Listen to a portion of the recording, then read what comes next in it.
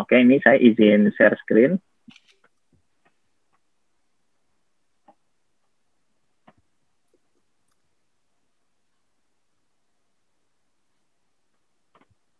Kelihatan ya, Bu Rina? Ya, sudah kelihatan. Iya, oke. Tadi mungkin sebetulnya udah sempat ada video, cuman takutnya kurang jelas ya, karena nggak ada suaranya juga tadi.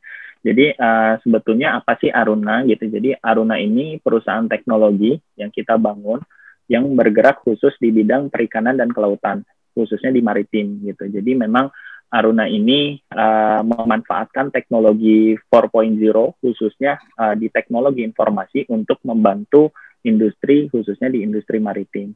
Nah, Aruna ini punya visinya ini adalah making the sea a better livelihood for all. Jadi kita ingin membuat laut ini menjadi sumber daya kehidupan yang lebih baik untuk semua gitu. Nah, ini semuanya aspeknya ada 3.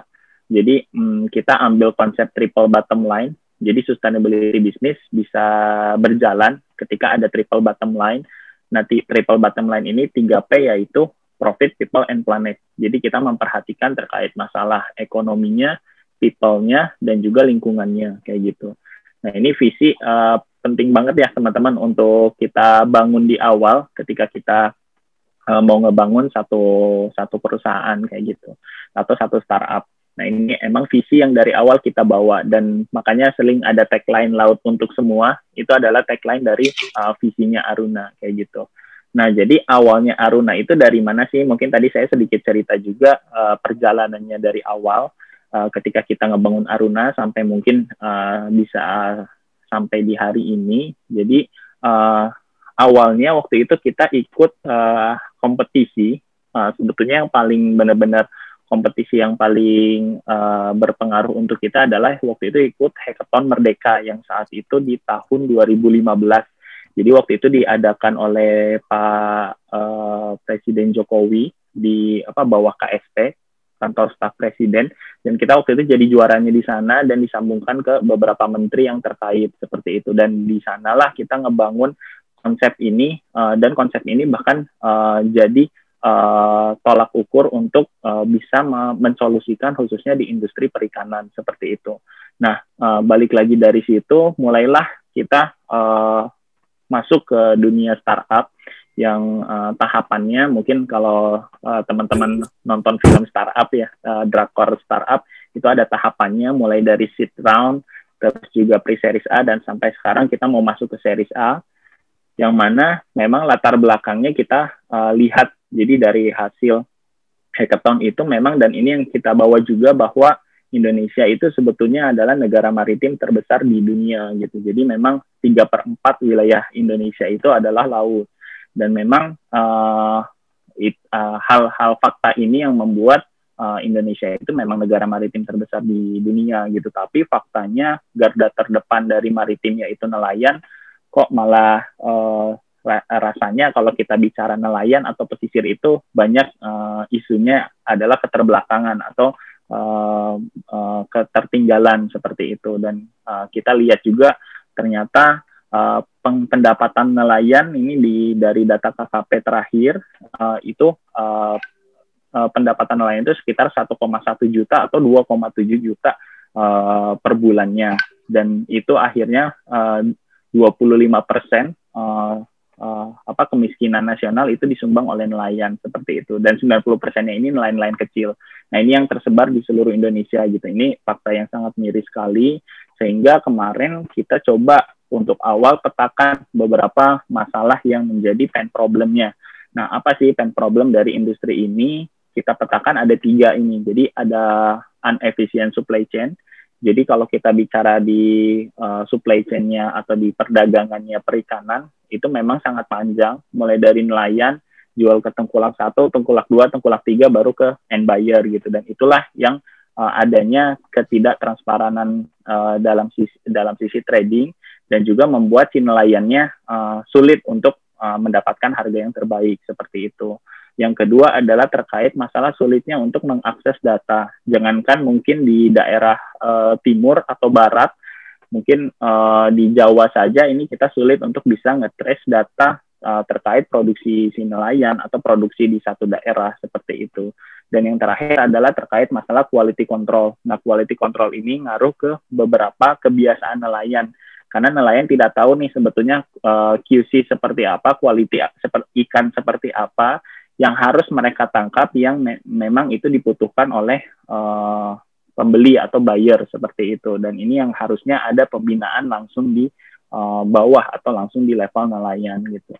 Nah, dari problem inilah kita coba mensolusikan satu bisnis model, yaitu bisnis modelnya integrated fisheries system atau integrated fisheries commerce, yang mana kita menyambungkan nelayan di seluruh Indonesia kepada direct customer. Nah, nelayan di seluruh Indonesia ini kita buat komunitasnya kita buat, kita sambungkan ke direct customer. Direct customer ini bisa jadi eksportir di Indonesia atau processing company di Indonesia, atau baik itu market global maupun market di domestik seperti itu. Jadi ini ada yang diekspor, ada juga yang di market lokal. Nah, seperti apa cara kita berjalan di dalam satu kelompok ini? Jadi dalam satu kelompok ini kita ngebina nelayan dengan memberdayakan satu local hero. Nah, local hero ini seperti local championnya ya, teman-teman. Jadi orang asli sana yang mana kita latih menjadi local championnya atau local hero-nya, yang mana dia akan menjadi group manajernya. Nah, dialah sebetulnya sebagai enumeratornya, yang megang sistemnya, dan juga dia yang mengajarkan caranya sustainability fishing-nya, untuk proses ikannya, digitalisasinya, termasuk juga terkait finansialnya dia yang pegang gitu. Nah, local hero ini membina nelayan-nelayan lokal yang ada di satu kelompok tersebut gitu. Nah, biasanya satu kelompok itu ada sekitar 50 sampai 200 nelayan. Bahkan yang di lokasi yang desanya desa nelayannya besar itu bisa sampai 500 sampai 700 nelayan di satu kelompok seperti itu. Dan biasanya di satu mini plan ini atau di satu Aruna site ini itu kita membina juga istri-istri nelayan, yang mana istri-istri nelayan ini bisa membantu memproses si komoditi lautnya ini, sehingga ketika komoditinya ini keluar dari desa tersebut, itu sudah dalam bentuk value added produk yang memang itu dibutuhkan oleh market, sehingga benar-benar kita mendesentralisasi si prosesnya itu langsung ke desa, langsung ke level di kampung nelayan, dan juga memberdayakan istri-istri nelayan dan juga orang-orang lokal pesisir yang ada di sana. Nah, ini contohnya. Jadi mungkin bayangannya kalau gudang yang ada di desa ini, mini plan yang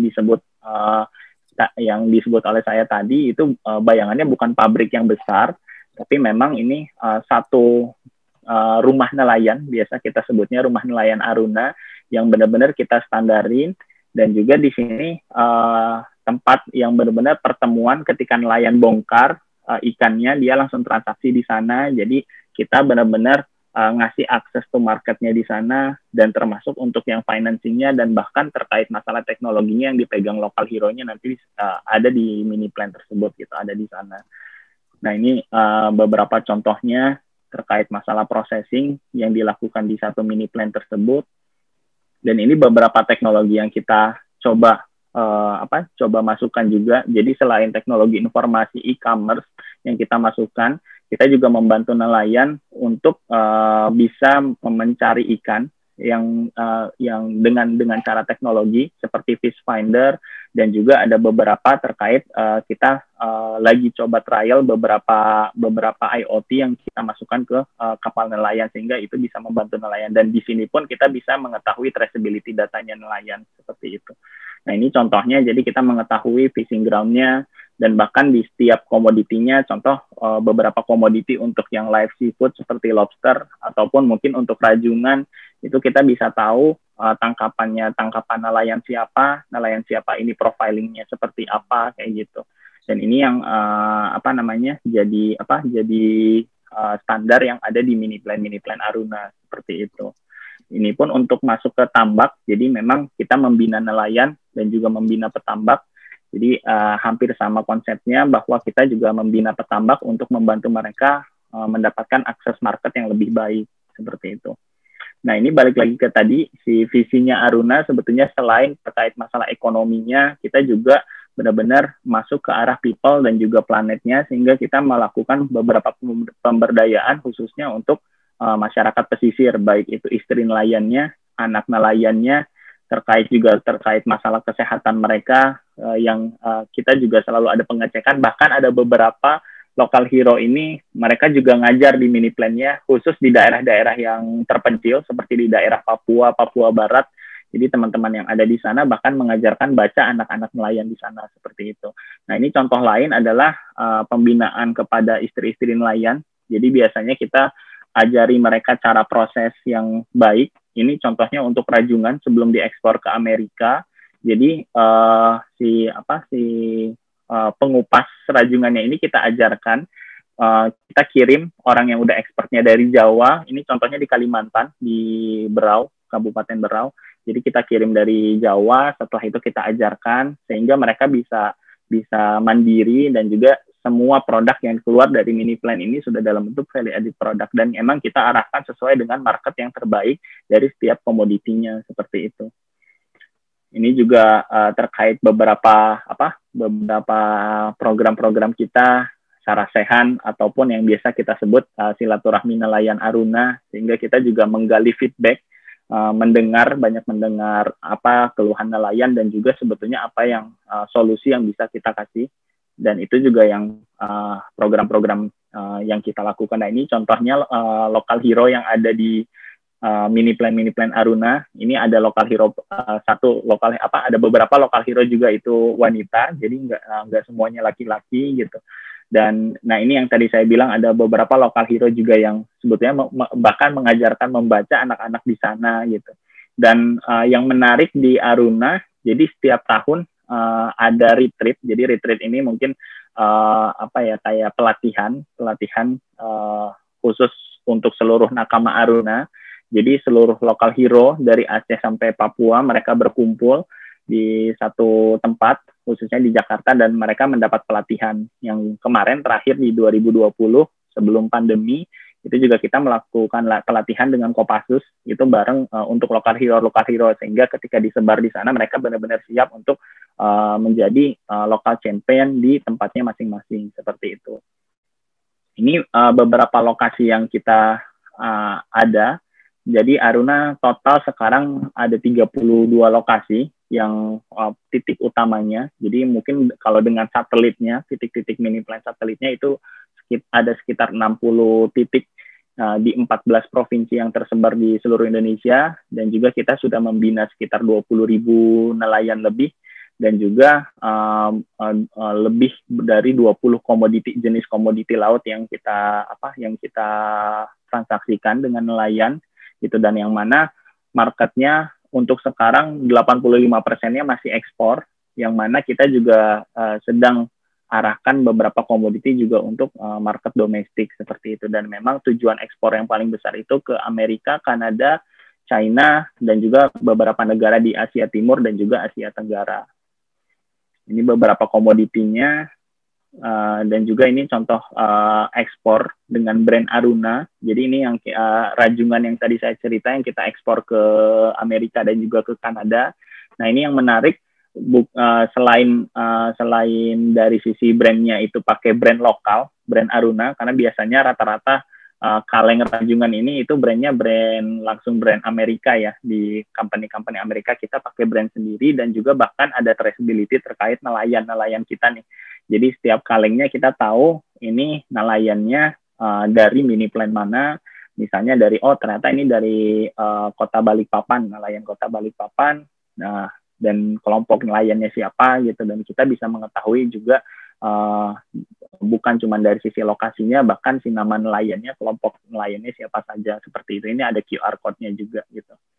Ini untuk yang di market domestik, cuman memang di domestik masih hanya di beberapa kota saja, Jabodetabek, Bandung, dan Surabaya.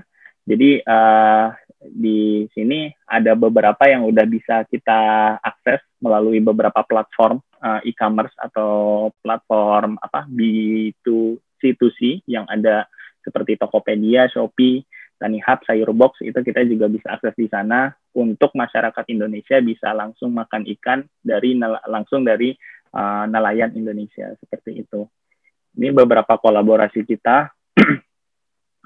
Dan ini contoh tadi kolaborasi yang saya cerita. Menariknya, jadi dengan adanya mini plan ini, justru ini sebagai enumerator atau sebagai jembatan kepada dunia luar, bahwa nelayan ini yang mungkin kalau dulu notabene-nya nelayan ini bisa dibilang sulit dijamah, unbankable juga gitu, karena sulit banget ngebina nelayan dengan adanya mini plan dan adanya local hero dengan pendataan yang rapi.